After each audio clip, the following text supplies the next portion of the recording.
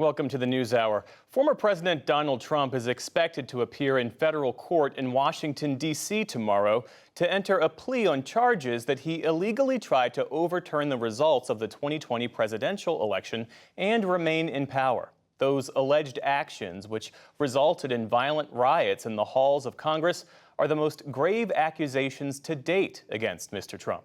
William Brangham starts our coverage with a recap of the historic indictment. Despite having lost, the defendant was determined to remain in power. That's page 1 of Special Counsel Jack Smith's indictment, the United States of America versus Donald Trump, and it alleges that the former president and his co-conspirators, unwilling to accept his loss to Joe Biden in the 2020 election, conspired and plotted to illegally hold on to power. The allegations laid out, including the violent riots on January 6th, reveal the hallmarks of a coup. The attack on our nation's capital on January 6th, 2021, was an unprecedented assault on the seat of American democracy. Donald Trump stands accused of 4 charges of trying to defraud the country, blocking and obstructing an official proceeding on January 6th, and denying people's voting rights. Over 45 pages, the special counsel lays out the foundation for those charges as based on actions taken, not just words alone. If you count the legal votes, I easily win. If you count the illegal votes, they can try to steal the election from us.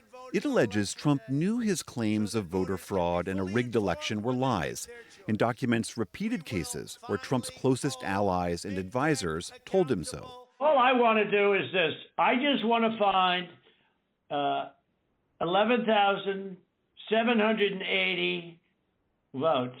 It details a scheme to pressure state election officials to further his bogus claims of fraud and disenfranchise millions of voters.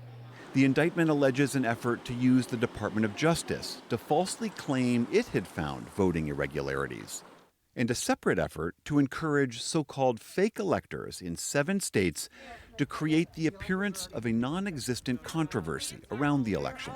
We condemn the violence that took place here in the strongest possible terms. It also details the pressure put on former Vice President Mike Pence to block the formal certification of the election on January 6th.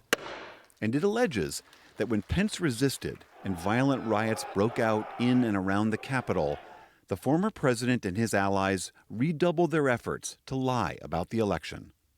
According to the indictment, Donald Trump was aided by 6 others. They're referenced as unnamed co-conspirators, but they're widely reported to include 3 of the president's former attorneys, Rudy Giuliani, John Eastman, and Sidney Powell, former high-ranking DOJ official Jeffrey Clark, and pro-Trump attorney Kenneth Chesebro. The New York Times today reported Trump campaign advisor Boris Epshteyn is likely the 6th. No charges have yet been brought against any of these 6.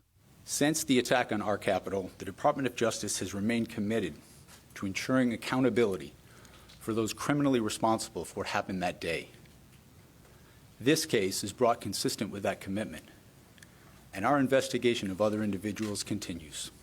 Last night, Trump lashed out on social media, accusing the special counsel of trying to interfere with his 2024 campaign.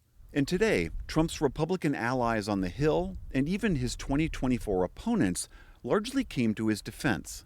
You know, the reality is a Republican, a D.C. jury would indict a ham sandwich and convict a ham sandwich if it was a Republican ham sandwich. I think Americans need to be able to remove cases out of D.C. Former Vice President Mike Pence, however, described the allegations as grave. Sadly, the president was surrounded by a group of crackpot lawyers that kept telling him what his itching ears wanted to hear. President Trump asked me to put him over the Constitution, but I chose the Constitution. While vacationing in Delaware, President Biden ignored a shouted question about the indictment. Tomorrow, the former president will be arraigned and enter his plea in Judge Tanya Chutkan's courtroom. Appointed by Barack Obama, she's heard multiple cases against those who rioted on January 6th and has issued tough sentences against them. For the PBS NewsHour, I'm William Brangham.